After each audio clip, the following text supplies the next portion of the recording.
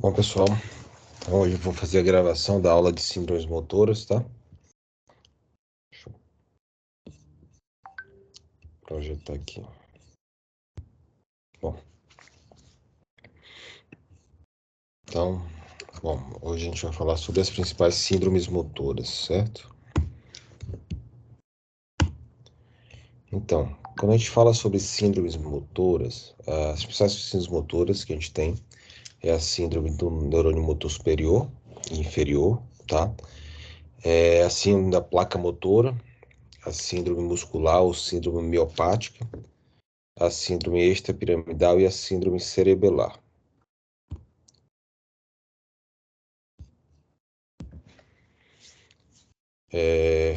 As síndromes do neurônio motor, tanto superior como inferior, a síndrome da placa motora e a síndrome miopática, elas têm como característica principal a manifestação de fraqueza muscular, né? A gente sabe que como topografia do sistema nervoso, a gente pode ter fraqueza muscular desde o córtex motor, né? A ponta do primeiro neurônio motor, até todo o trajeto da via motora, desde a região córtex, subcortical, a cápsula interna, a base do pedúnculo cerebral, base da ponte, pirâmides bulbares, o trato córtico espinhal na medula, até as raízes motoras, né? Até o nervo motor, a placa mioneural e o músculo, né? E a partir daí, quando a gente acomete o primeiro neurônio, a gente tem assim no neurônio motor superior. Quando a gente acomete a partir do corno anterior da medula até o nervo periférico, a gente vai ter o acometimento e a síndrome do neurônio motor inferior. Quando a gente tem alguma doença que acomete a junção entre o neurônio e o músculo, a gente vai ter a síndrome da placa motora. E quando a gente tem um acometimento direto ao músculo, a gente vai ter uma síndrome miopática. Elas têm em comum a ocorrência da fraqueza muscular. Aqui só mostrando um esquema do que eu tinha acabado de falar. Então, mostrando que a gente pode ter um acometimento de fraqueza muscular desde o primeiro neurônio, né, do córtex motor, até todo esse trajeto da coroa radiata, da cápsula interna, base do pedúnculo cerebral, base da ponte, as pirâmides bulbares, seguindo pela medula, né, no trato córtico espinhal, até o corno anterior da medula, chegando na raiz motora, a placa mineral e o músculo, certo?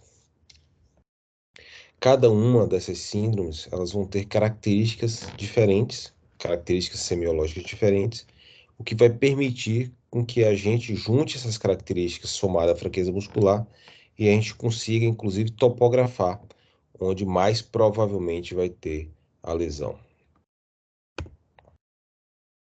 Dentre as características principais da síndrome do neurônio motor superior, ou síndrome piramidal, a gente vai ter, além da fraqueza muscular, sinais de liberação piramidal, ou seja, aumento de reflexo, hiperreflexia, depois a gente vai ver um pouco melhor como é que a gente vai ver isso na prática clínica. A presença de clônus e algumas vezes clônus inesgotável, também a gente vai ver um pouquinho melhor o que é o clônus. A presença do sinal de Babinski, também conhecido como reflexo cutâneo plantar de tensão, ou qualquer um dos outros sucedâneos. E a hipertonia espástica com sinal de canivete. Diferente da hipertonia plástica, que a gente vê, por exemplo, nas síndromes extrapiramidais, e da hipotonia que a gente vai ter na síndrome do neurônio motor inferior, aqui a gente vai ter um padrão de hipertonia espástica, na qual a gente vai tender a uma flexão dos membros superiores e a um padrão de extensão de membros inferiores. E além disso, a gente vai ter a abolição dos reflexos superficiais, como por exemplo o cutâneo abdominal, vai estar suprimido, ausente na síndrome do neurônio motor superior. Aqui só mostrando os padrões mais típicos da síndrome do neurônio motor superior. Aqui uma hemiplegia, que pode ser completa e incompleta. Completa quando acomete a face, incompleta quando não acomete a face. A completa, ela frequentemente está associada, por exemplo, em um acidente vascular encefálico, o acometimento do encéfalo. A hemiplegia, quando não acomete a face, geralmente está associado a lesões medulares unilaterais. Já a tetraplegia ou tetraparesia está associado a acometimentos bilaterais da medula, e a paraplegia ou paraparesia ela está associado a acometimentos bilaterais da medula abaixo da intumescência cervical, ou seja, nas lesões que dão principalmente torácicas ou lombares. E a tetraplegia ou tetraparesia ela vai estar presente em lesões medulares mais altas, cervicais, antes da saída dos tratos motores para os membros superiores, ou seja, acima da intumescência cervical. Então, além da fraqueza, a gente vai ter as características de liberação piramidal, né? Aqui mostrando um estímulo do cutâneo plantar com a resposta esperada em um paciente que tenha uma lesão do trato piramidal, que tem uma síndrome do neurônio motor superior, que é a extensão do hálux e abertura em leque dos outros artérios, né? Então, isso é o sinal de Babinski, a presença do sinal de Babinski ou o sinal cutâneo plantar em extensão. Quando a gente faz esse estímulo superficial e a gente tem uma flexão dos dedos, a gente tem um reflexo cutâneo plantar em flexão, que é o normal, tá? Não há síndrome piramidal nesse caso. E clônus é quando a gente faz uma extensão forçada do tendão, né, na qual a gente vai ter uma contração sustentada enquanto a gente mantiver essa extensão. Então, se a gente pega o pé e faz uma dorsiflexão, e aí você começa a ter esse movimento de clonia, né, no qual o pé vai batendo, quando a gente para o estímulo, ele para esse movimento. Tá? Isso também é um sinal de hiperreflexia, liberação piramidal. O clônus ele pode ser esgotável em quadros de liberação mais tênue e pode ser inesgotável em quadros de uma liberação piramidal mais pronunciada. Aqui eu vou mostrar, essa é uma paciente que eu atendi lá em São Paulo, quando eu ainda estava finalizando a residência, tá? Aqui primeiro eu vou mostrar o vídeo para vocês tentarem adivinhar o que a gente está vendo nesse vídeo, e depois eu vou dizer o que é que está ocorrendo com ela, tá?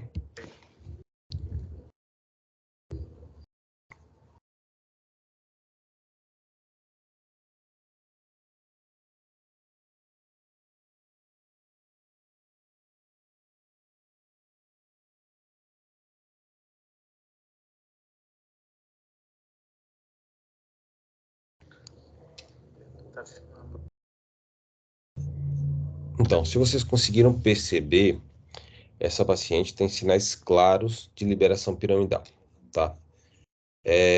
A primeira coisa, quando vocês veem eu percutindo, essa paciente tem uma redução da latência do momento. Então, quando eu faço a percussão no tendão patelar, você vê que imediatamente ela dispara o reflexo. Então, você não tem uma latência entre o estímulo e a produção do movimento.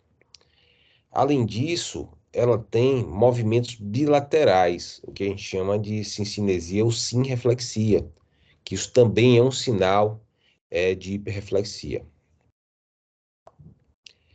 Além disso, se você for ver, ela tem uma manutenção desses reflexos, chamado de reflexos pendulares. Isso não é da hiperreflexia, é porque essa paciente tem tanto uma síndrome de liberação piramidal como uma síndrome cerebelar. E a gente vai ver que esses reflexos pendulares vão pela hipotonia cerebelar, né? Mas ela tem uma diminuição da latência, um aumento da amplitude do reflexo e essa sinreflexia ou cinesia. Após o estímulo unilateral, eu tenho movimentos bilaterais. Agora, eu vou fazer uma percussão do martelo, não no tendão patelar. Vou fazer uma percussão na região da tíbia, em uma área longe do músculo efetor, do quadríceps, e longe do tendão patelar, né? E mesmo quando eu faço esse estímulo, ó, região da tíbia, ó, eu provoco reflexo. Isso chama-se, e na parte lateral também do joelho. Isso chama-se aumento da área reflexógena, ou seja, quando eu, por um estímulo que está longe do músculo efetor, longe do tendão do músculo efetor, e eu provoco um estímulo de reflexo, isso quer dizer que minha área reflexógena está aumentada. Também é uma característica de hiperreflexia. Então, diminuição da latência do movimento, aumento da amplitude, simreflexia e aumento da área reflexógena, além do clônus, eles estão associados à hiperreflexia, a uma liberação piramidal.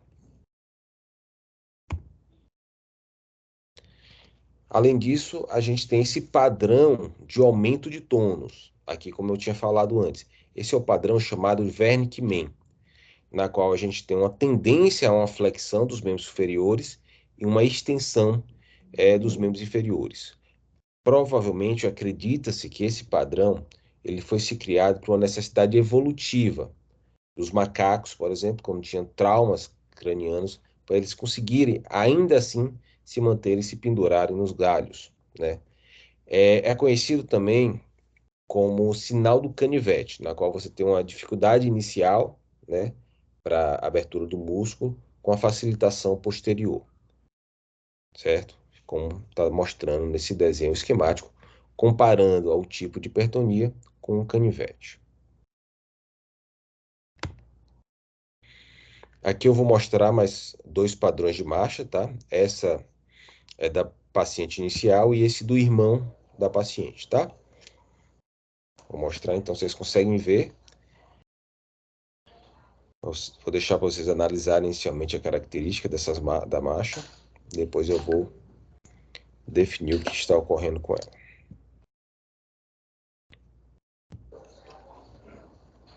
Aqui já é um quadro um pouquinho mais brando.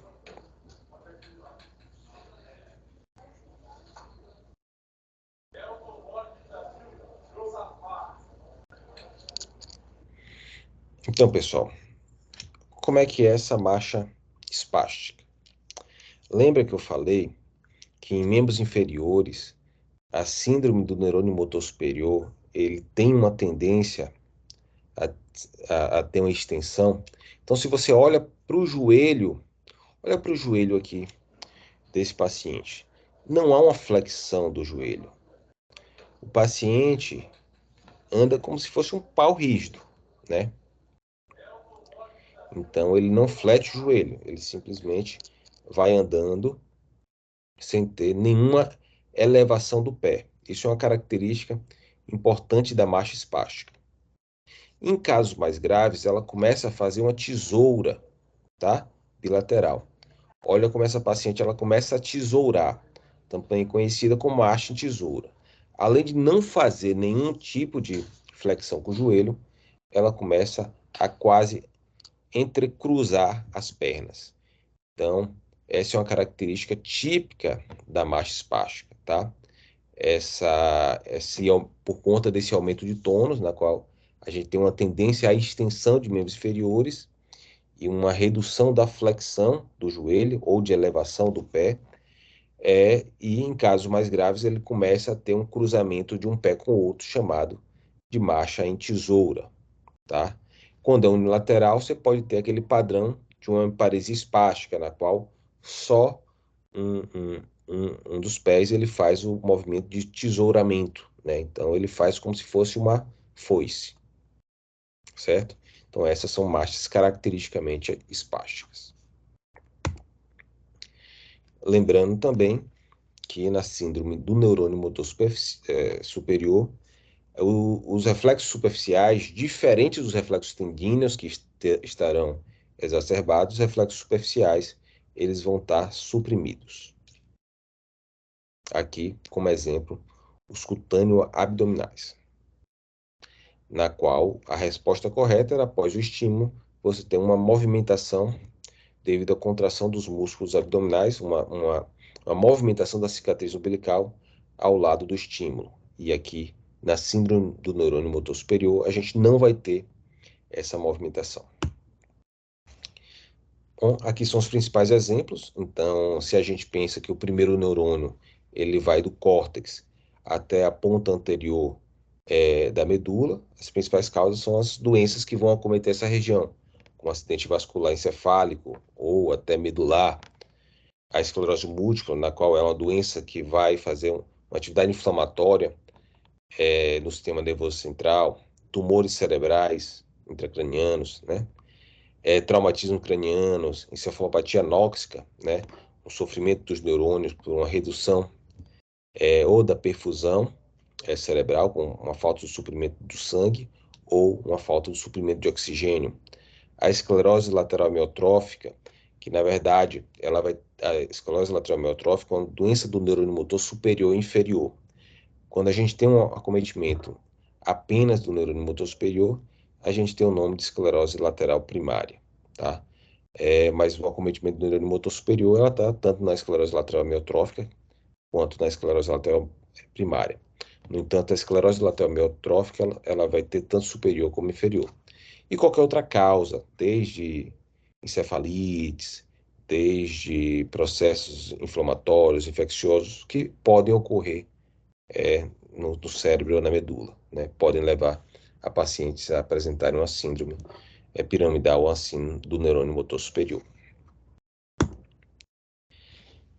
A síndrome do neurônio motor superior, ela ocorre, assim como a síndrome do neurônio motor superior, com fraqueza muscular, né? Só que diferente da síndrome do neurônio motor superior, na qual a gente vai ter um acometimento do primeiro neurônio do córtex até o corno anterior da medula, a gente vai ter o acometimento do neurônio do corno anterior da medula até a terminação muscular, né? Durante toda a raiz motora e o nervo periférico. As manifestações clínicas, além da fraqueza, vai ter uma atrofia muscular de desnervação. Na síndrome do neurônio motor superior, a gente pode ter uma atrofia muscular, mas uma atrofia muscular por desuso. O paciente vai estar mais fraco no superior e com menor uso, o paciente pode ter uma perda muscular. Aqui não. Aqui a gente vai ter uma atrofia muscular desproporcional, muito maior, com sinais de desnervação, é o que a gente chama fasciculação. Além disso, diferente da síndrome do neurônio motor superior, que a gente vai ter uma hiperreflexia, como eu mostrei naqueles vídeos, aqui a gente vai ter uma arreflexia dos reflexos tendinosos, dos reflexos profundos. E diferente do padrão de hipertonia espástica, aqui a gente vai ter uma hipotonia muscular. Então, as principais características da síndrome do neurônio motor inferior são, além da fraqueza muscular, atrofia pronunciada por desnervação, uma reflexia dos reflexos profundos, uma hipotonia muscular, em alguns casos até uma atonia, e fasciculação, que é um tremorzinho, como se fosse um tremor no músculo, também um sinal de que as fibras motoras estão sendo desnervadas. Só alguns padrões aqui, né, da síndrome do neurônio motor superior, que a gente pode ter padrões de mononeuropatia, na qual a gente tem uma lesão isolada de um nervo periférico, que isso pode ser uma mononeuropatia, ou uma mononeuropatia múltipla, na qual a gente tem o acometimento de um nervo em outros locais, como pega aqui como o primeiro exemplo, um nervo radial com a mão caída, né? E pode pegar um nervo da perna com um fibular e ter um pé caído. Aqui nesse segundo desenho, é uma fraqueza do ulnar, né? Com a dificuldade da extensão do quinto e do quarto quirodáctilo. E aqui uma fraqueza do nervo mediano, né? Uma garra mediano, esse terceiro desenho. Né? E a gente tem as polineuropatias, né? Na qual a gente acomete globalmente os nervos, como na polineuropatia diabética, né? As polineuropatias metabólicas, como a diabética, elas têm um padrão que a gente chama de comprimento dependente.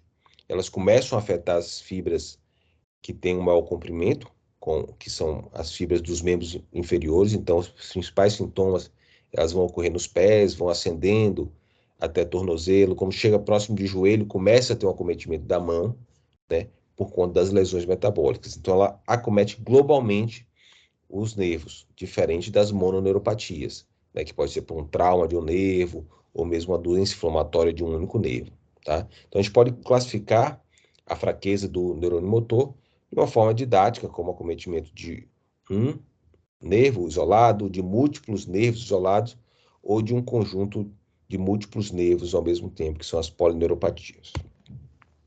Aqui só mostrando que, diferente da síndrome do neurônio motor superior, na qual a gente só vai ter atrofia por desuso, no neurônio motor inferior a gente vai ter uma atrofia muito pronunciada, né?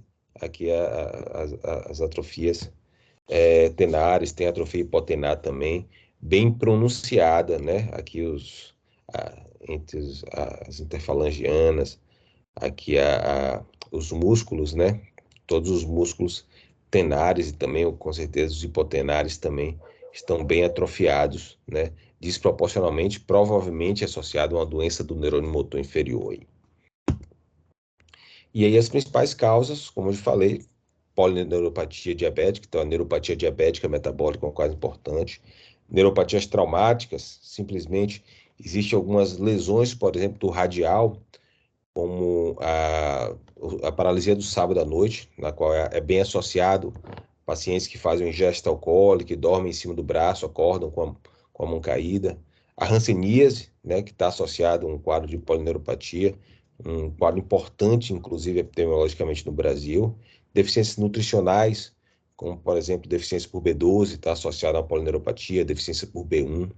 Síndrome de Guillain-Barré, que pode ser um processo pós-infeccioso ou pós-vacinal, na qual existe uma reação autoimune contra a mielina do nervo, né? Então, é uma polineuropatia inflamatória desmielinizante aguda, e a esclerose lateral amiotrófica. Mas, nesse caso, ela tem tanto superior como inferior. Se fosse só inferior, uma síndrome do neurônio motor inferior, seria a atrofia muscular progressiva, né? E todas as outras causas de lesão de neurônio motor inferior, desde simplesmente uma hérnia de disco que comprima, por exemplo, uma raiz motora, pode estar associado também com uma síndrome do neurônio motor inferior.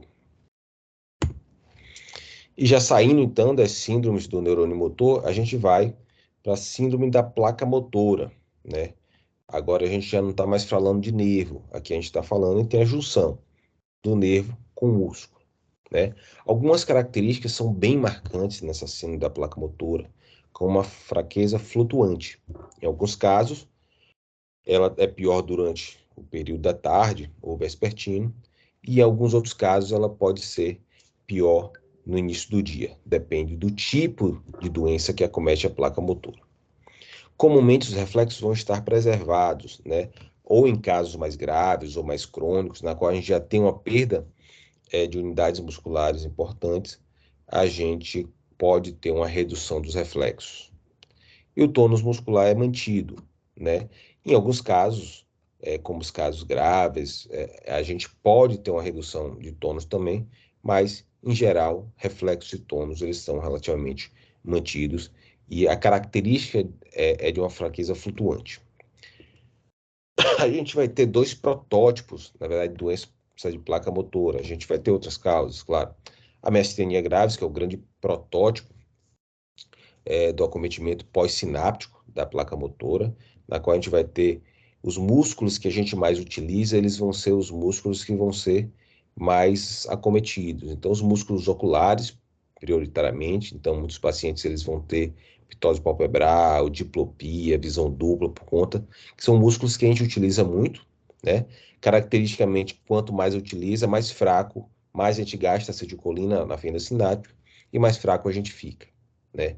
Aqui, classicamente, a gente tem a miastenia com a piora após estimulação repetitiva ou após estimulação repetitiva, né? E a outra síndrome é a síndrome de Ito-Lambert, né? É uma doença associada aos canais de cálcio e geralmente é uma doença pré-sináptica. Então, quanto mais a gente estimula, melhor fica, né? Aqui mostrando potenciais ao repouso e após o exercício com o estímulo, né? Mostrando uma amplitude do movimento após a estimulação do Ito-Lambert, diferente da miastenia, que é pior no final de dia, quanto mais a gente estimula, pior fica. O Ito-Lambert, quanto mais a gente estimula ele tem uma tendência a melhorar a força muscular. Tem um sinal bem característico no Heitor Lambert, que é o chamado sinal do ORMAP, na qual o paciente está a reflexo de membros inferiores, patelar, e quando a gente faz uma contração isométrica por 1 minuto, a gente consegue obter o reflexo. Ele volta a ser um reflexo normativo, porque a gente restabelece a força do músculo, que é o órgão efetor do reflexo, né? Então, isso é bem marcante no Heitor Lambert. E a outra síndrome também de fraqueza é a síndrome miopática, né? Na qual a gente geralmente vai ter um predomínio proximal dos grandes músculos, mas existem miopatias distais, tá? Mas a maioria vai ter um acometimento proximal. Geralmente os reflexos são preservados e é bem frequente a hipotonia muscular, né? Algumas vezes, dependendo da causa da miopatia, isso pode ocorrer desde o nascimento. Esse daqui é um sinal clássico da fraqueza miopática proximal, chamado de levantar miopático ou levantar de Gowers. Está muito associado com uma doença chamada distrofia de Duchenne, né? Que acomete assim, os meninos, né, em faixa etária infantil. O paciente acaba conseguindo se levantar como se escalasse propriamente nele mesmo, né? Isso é um sinal bem típico de uma miopatia proximal de quadríceps. Em alguns casos, a gente pode ter uma pseudohipertrofia, né? Como em uma doença chamada distrofia de Becker, na qual a gente tem uma lipossubstituição e a gente dá a impressão que isso é músculo, mas na verdade é só uma substituição por gordura, né? Então parece uma hipertrofia da panturrilha, mas na verdade é uma pseudohipertrofia, porque isso é uma substituição por gordura. E a marcha clássica miopática é essa marcha anserina, né? Ou marcha da grávida, né? Na qual a gente tem uma fraqueza do glúteo médio e a gente acaba fazendo um maior movimento de báscula ao andar, né? Que aí parece um ganso, por isso que marcha anserina. Também característica de uma fraqueza miopática. Então, saindo das síndromes que dão fraqueza muscular, que são as síndromes do neurônio motor superior, inferior, à placa motora e do músculo, a gente vai citar um pouco sobre a síndrome extrapiramidal, né? A síndrome extrapiramidal ela vai ocorrer não pelo acometimento do neurônio motor, ou da placa motora, ou do músculo, mas dos núcleos da base. E aí, a função dos núcleos da base é dar uma harmonização dos movimentos. Pelo acometimento dos núcleos da base, ou gânglios da base, a gente acaba levando distúrbios hipercinéticos, né, na qual a gente vai ter um distúrbio do aumento do movimento, ou os distúrbios hipocinéticos, na qual a gente vai ter uma redução do movimento.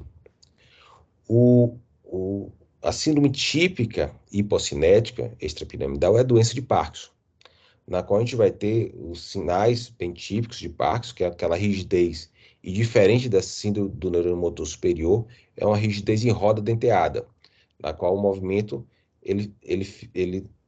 a restrição do movimento vai ser tanto da extensão como da flexão, ele vai ficar parado, ele não vai ter uma tendência, por exemplo, como a gente viu de uma flexão de membros superiores e extensão de membros inferiores. Além disso, quando a gente faz um movimento passivo dos membros, a gente vai ver, além dessa rigidez, uma catraquinha, que é o que a gente chama de roda denteada. Por isso que o nome do sinal é a rigidez com o sinal da roda denteada. Além disso, é uma síndrome hipocinética. A gente vai ter uma redução, uma lentificação do movimento, que a gente chama de bradicinesia. Tem um sinal chamado finger tap. O paciente ele vai diminuindo amplitude e velocidade. Abrir e fechar as mãos também.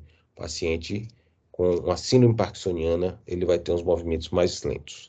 Além disso, ele vai ter um padrão de tremor, tipicamente em contar moedas na marcha, e um tremor que tipicamente ele vai ocorrer em repouso e pode ter melhora com o movimento, inclusive ele pode ocorrer na postura, mas não imediatamente na postura. Geralmente quando você deixa na postura, se deixa na postura e em alguns segundos depois ele começa a ter um movimento, geralmente de alta amplitude. Então um tremor que é predominantemente em repouso. Além disso, você vai ter uma mudança da postura, com a tendência de curvatura de tronco e uma marcha em pequenos passos, tá? Uma virada em bloco, pela instabilidade também postural, e uma face bentica chamada de face máscara pela hipomimia facial, né? Esses são os sinais típicos da síndrome hipocinética mais comum, que é a doença de Parkinson. Aqui eu vou mostrar um vídeo, tá? Só para vocês entenderem. O paciente então com um tremor em mãos de repouso, né? Um quadro bem bradicinético, praticamente ele não consegue dar, ele tenta festinar, ó, ele começa a dar os pequenos passos, e toda vez que ela coloca um obstáculo, ele consegue dar um passo maior, né? Então, os movimentos automáticos, eles são mais prejudicados na síndrome extrapiramidal, né? Aquele festinando, né? Quando ele deu um passo, porque ele tentou passar um obstáculo, né? Então, esse é o paciente, né, bem bradicinético, né? Com tremor de repouso, uma tendência a uma curvatura anterior bem pronunciada, certo? E depois a gente vai ver esse mesmo paciente fazendo um outro tipo de movimento, que é o movimento de pedalar. Então, ele sem nenhuma medicação diferente, inclusive, tá? Daquele que só fez sair do consultório, esse foi um vídeo publicado na New England, ele consegue pedalar, né? Tranquilamente, inclusive mantendo o equilíbrio na bicicleta.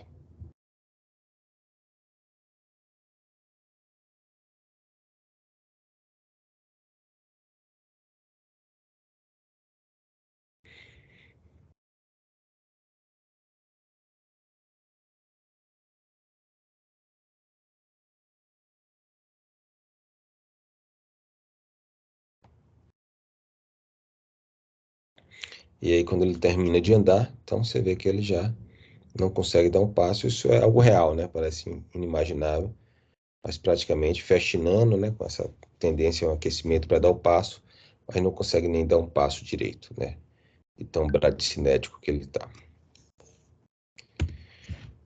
E a gente tem os movimentos que são os movimentos hipercinéticos, na qual a gente tem um aumento do movimento. Os mais clássicos são o balismo, que é um movimento brusco, proximal, em arremesso. Principais causas são causas vasculares. É um movimento que geralmente não some à noite. Geralmente o paciente ele tem uma perda da qualidade de vida, ele tem dificuldade de dormir porque esse movimento ele é constante. A coreia, que são movimentos mais súbitos, não são repetitivos, lembram uma dança. Muitas vezes o paciente modifica o movimento conforme sua vontade, né, e se adapta a uma dança. São movimentos mais proximais. E a tetose, que são movimentos mais distais, serpentinosos, né? E muitas vezes pode ter uma associação entre a coreia mais proximal e a tetose, chamada de coreoatetose. E tiques motores, que na verdade são movimentos involuntários, mas que pode ter um componente voluntário, mas toda vez que o paciente tenta fazer o controle, ele sente um incômodo. E toda vez que o movimento é realizado, ele vai sentir um alívio, né? Então, apesar de ser movimentos involuntários que são passíveis de controle, isso acaba levando um incômodo, um desconforto ao paciente. Aqui mostrando o balismo, né, um movimento proximal, em arremesso, grosseiro, que muitas vezes não desaparece durante o dia, tá? Geralmente é um acometimento do núcleo subtalâmico de Lewy. Então é um movimento bem desagradável, que a gente vê tanto causas vasculares, e algumas causas genéticas também podem ter um movimento de balismo.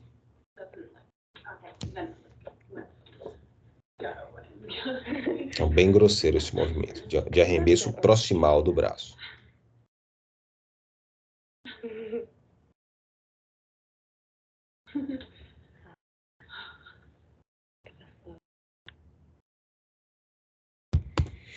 Aqui mostrando uma menininha, né, com uma coreia, né. São movimentos também proximais, ocorrem súbitos, mas ela consegue até disfarçar o movimento, né, o que vai lembrar um movimento mais fluido, que parece uma dança, aos pés também, as pernas, né, esses movimentos, que acabam sendo um pouco mais fluidos que o balismo, que não são tão arremesso, não tão grosseiros, né. Pode estar associado com os distúrbios genéticos, como a coreia de Huntington, ou até uma coreia de Sydenham, pós-estreptocócica também. É inclusive um critério maior, né, critério de Jones, para doença estreptocócica, né, pela febre reumática. Aqui um movimento mais distal, serpentiforme, né? Que é a tetose, né? Um movimento um pouco mais discreto, mas que pode estar associado com a coreia, como eu falei, num padrão chamado de córeo atetótico. Esse é a tetose.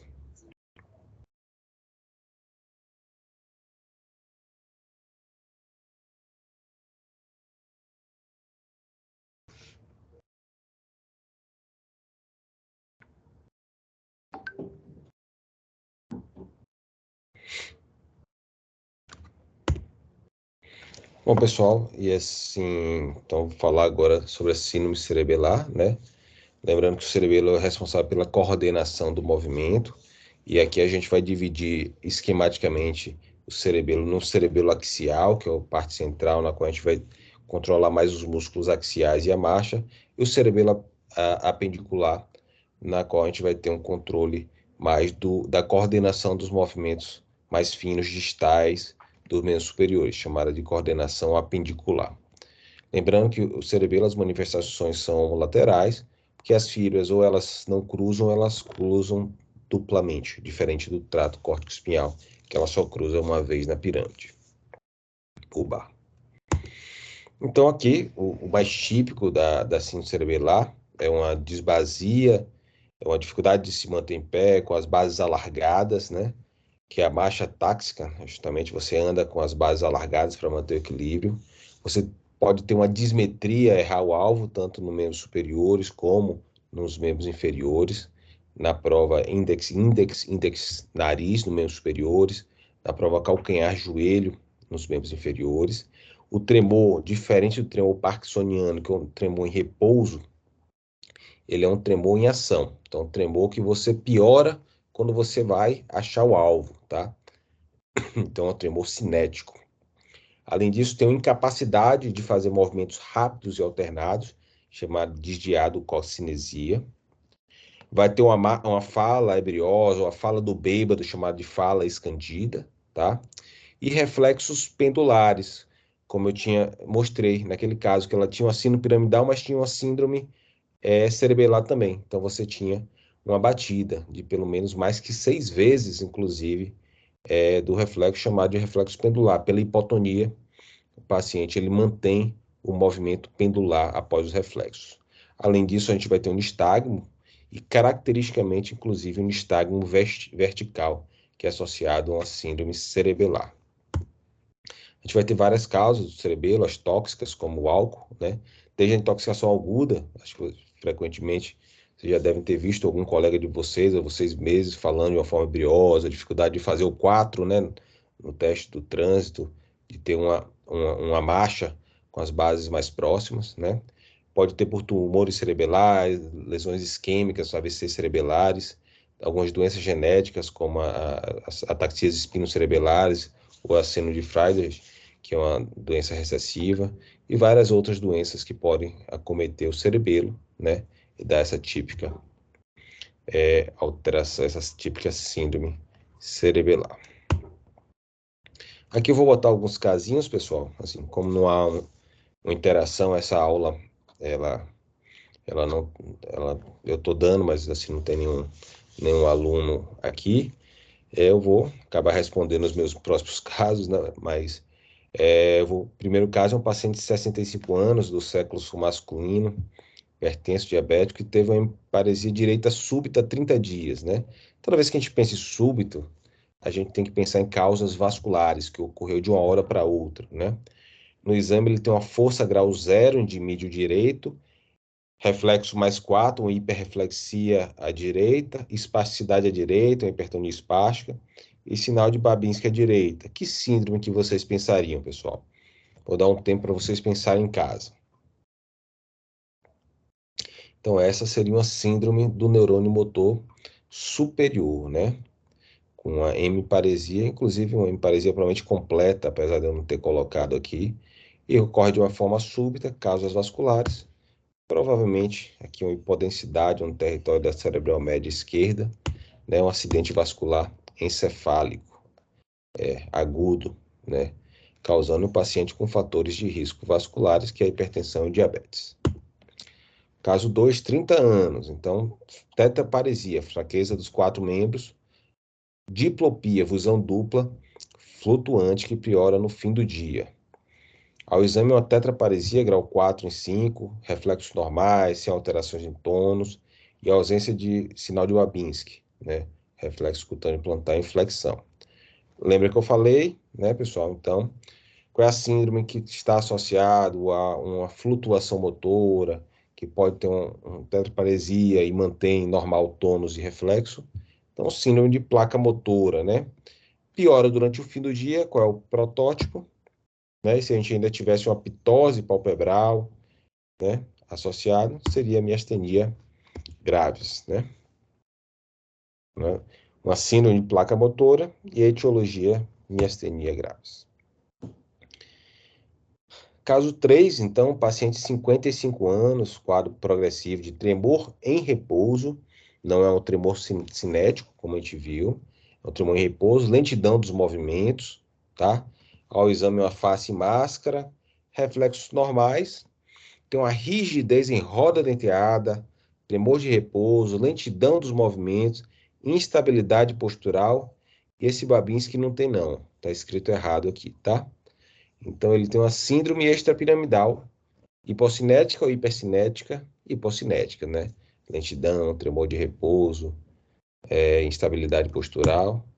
E aqui, se você for examinar, ele vai ter uma encurvatura para frente, né? Com marcha em pequenos passos, que é uma síndrome parkinsoniana, doença de Parkinson.